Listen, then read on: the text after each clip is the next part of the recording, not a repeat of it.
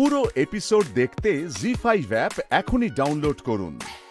শান্তাদি মৌসুমী, শান্তাদি আসলে শাশুড়ি, কিন্তু সময়ের সাথে সাথে আপনি পরিবর্তন হয়ে গেছে আর কি। পরিবর্তন হয়ে গেছে, আপনি এখন বৌমা ও এখন শাশুড়ি। কেন? এটা কি গল্প হলো? কারণ হচ্ছে ওনার স্বভাবটাই হচ্ছে ভীষণ মানে চনমনে ছটপটে, একদম বাচ্চা সুলভ একটা ব্যাপার।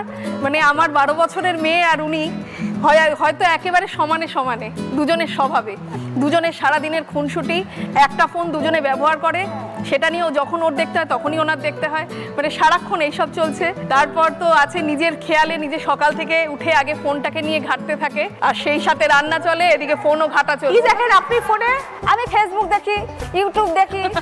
আপনার ফেসবুক অ্যাকাউন্ট আছে? হ্যাঁ, ওই যে বৌমা ইউটিউব করে, এটা ওটা দেয়, ছবিগুলো দেখি। আমার নাতনি হচ্ছে ক্যারাটে ক্লাস করে, মানে ক্যারাটের ইয়েগুলো দেয়, ওইগুলো দেখি। ফেসবুকে কি অনেক বন্ধু বান্ধব? হ্যাঁ আছে অনেক। কে শেখালো এটা?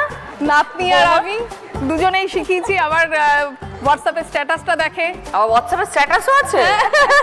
বাহ, সেটা আবার আপডেট কে করে? রাত 12টার পরে বন্ধুদের সাথে ফোন কথা না বলে। দেখলে আমি ঘুমাতে পারি না।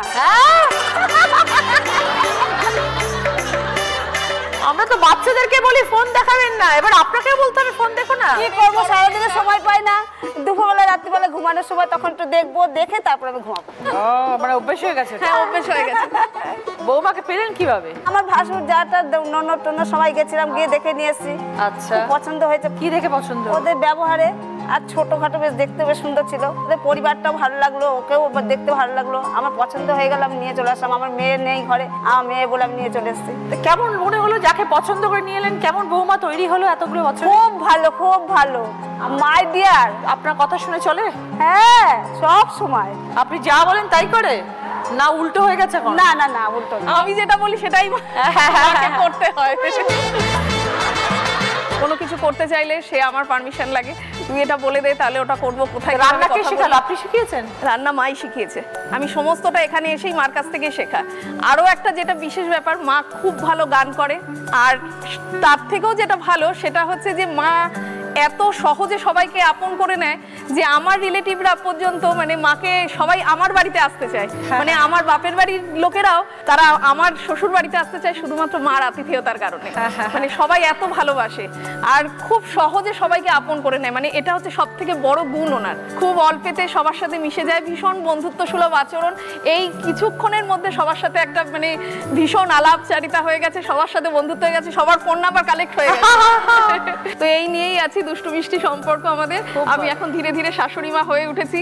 আচ্ছা, বৌমার কি কি গুণ আছে আর কি কি বেগুন আছে? বৌমা রান্না বান্না ভালো পারে। আচ্ছা, তারপরে ভালো আবৃত্তি করে।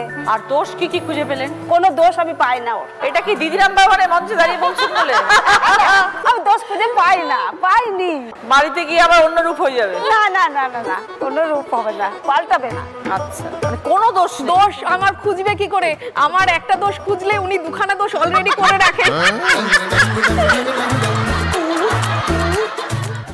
জি5 ডাউনলোড করুন আর সব এপিসোড দেখুন একদম ফ্রি।